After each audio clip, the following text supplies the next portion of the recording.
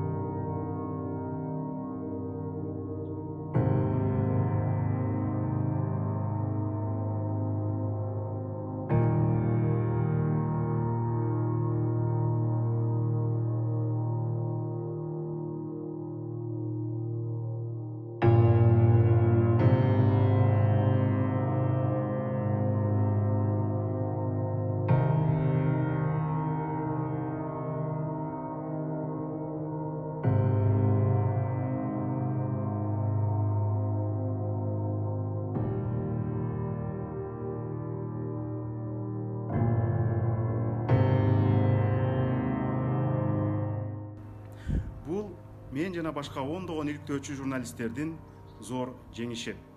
Бул маркум кесиптешим Уланбек Эгизбаевдин дагы зор жеңиши. Бул карапайым сиздин зор жеңишиңиз, урматтуу кыргыз эл. Бул кыргыз бийлиги үчүн көктөн издегени жерден табылган зор белек. Себеби дегенде Магнитский тизмесин көтөрүп алып, Матраимов Кыргызстандан уурдап кеткен акчаларын алган Дубайдагы, Европадагы мүлктөрүн, ал жактан ачкан банк эсептерин кайра кыргыз элине кайтарып алууга зор мүмкүнчүлүк түзүлдү.